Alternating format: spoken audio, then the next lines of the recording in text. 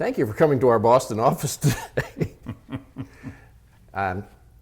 So with me today is Jonathan Yarmis, Dr. Disruptive, good friend, longtime colleague, and a friend of the firm, our outside advisor on all things social. There's a lot of talk right now about a new role or a new position in companies, Chief Digital Officer. And what I would like to do is kind of get your thoughts on that, because I'm somewhat of a curmudgeon when it comes to anointing any new chief. You? Yes, I know, yes. But I actually believe that there can be value in that role in a transitional position. Okay. And by that I mean, let's go back to the year 1999. Okay. We put the letter E in front of everything. Yes. I taught e-commerce for the first time in yes. 1999. And what's happened in the intervening 10, 12, 14 years is e-commerce has become an intrinsic part of commerce, and the distinction is no longer meaningful. But for a period of transition, it was an essential element because there were differences in organizational structure, difference in key metrics, and so on. And the net result being, it was a forcing function that caused people to go, hey, there's a new approach here that we need to understand and better incorporate into our daily way of doing business. Right. Now, I think we're now in a similar transition from the analog world to the digital world, where so many businesses, increasingly the value in what they do is digital. And this is something that actually is an old trend. Look at the example American Airlines, when they came out with the Sabre system.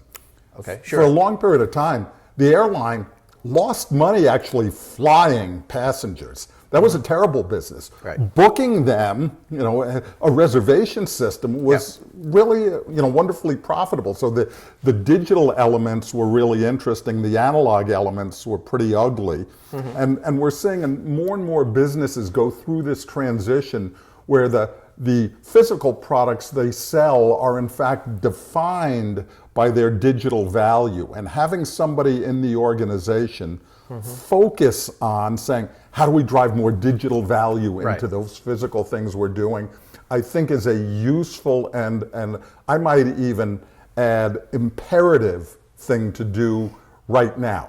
Okay. 10 years from now, if you still have that around, you're like HP. Okay. I think we're frighteningly close to being in agreement, so I just want to make sure. How unusual. You used the 1999 timeframe, and I clearly remember in 99, I was teaching a class at NYU in the business school, and it was e-commerce.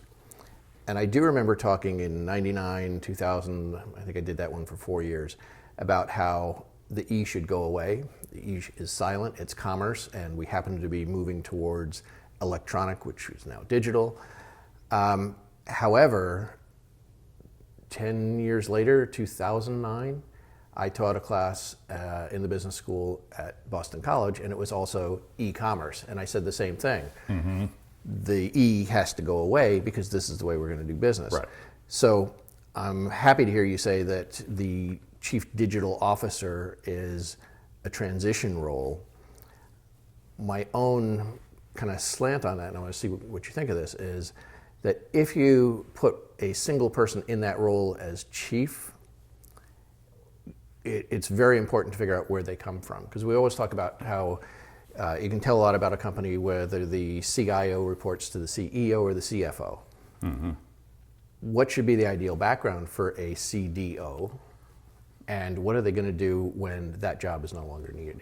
Yeah, the ideal background, that's a really difficult one, because what you want is somebody with the mindset of a 24-year-old and the experience set of a 54-year-old. And those are rare people, because you want to understand where the market is going. My favorite analogy sports analogy, and we share a passion for sports, is the Wayne Gretzky analogy. I mean, Gretzky wasn't the most physically gifted hockey player by a long stretch, but he was playing a different game. Yeah. The game he was playing, everybody else was playing where the puck was. He was playing where the puck was going to be, and it gave him a great advantage. And I think there are a lot of 50-somethings, and we're both around that age, getting there. Who don't necessarily have the vision of where the puck is going, but they've got the deep understanding of what their business's tolerance for change is. The 24-year-olds probably are living that future existence, but have no ability to transfer that skill to the enterprise. And that's why, it's a challenging role. And I don't know that there's an ideal formula for it or where that person should come from, because just as was the case in the e-commerce era, I remember one time going into a meeting with HSBC Bank at their big training campus outside of London, and was going in there to consult with them, a couple of hour session on e-banking. And I walked into the room, and there were 25 middle-aged gentlemen in their gray suits. Yes. And one kid, 28 years old, actually had a blazer on. And I walked into the room and said, let me guess who the e-commerce guy is. And they all kind of laughed. And I said, and if we leave this room with you content that he's the e-commerce guy, I haven't done enough to scare you about how important this role is. And I think we've got the same challenge when it comes to a chief digital officer. It's a very rare set of skills. I guess my frustration with the term is the way it's tossed around, and you sort of hit on it, that you need somebody that has sort of the mindset where this is natural to them. It's the only thing they know is digital, and you get Tapscott and everybody else talking about growing up digital and digital natives versus immigrants. Yes. And for some reason that really rubs me the wrong way. And it really resonates with me because I've got two kids, as you know, 18 and 20. Well, no, my son's 22 now. 18 and 22, who grew up with everything digital. Right. I'm as natively digital as somebody our age is. I had computers in high school back when nobody had computers in high school. I carried an Apple Newton, those kinds of things, and still, that there are certain things that I think differently in approach than the way the kids do. So I subscribe to that notion of immigrants and natives, and we're getting closer together, but I think that we're still in the early stages of a remarkably profound transformation in the way we do business. And that understanding that and having that skill set that blends that ability to understand where we're going, the Gretzky vision with the where we are, maybe the Phil Esposito approach to hockey. Wow. Okay. I'm not going to touch that one. The problem that I have with the digital native is the same problem that I have, look, we're finding a theme here, with the chief digital officer, in that it's a period of time. So your son, 22. My youngest is 13. Right? Mine go 13 to 18. What they've grown up with is not what their children will have. Right.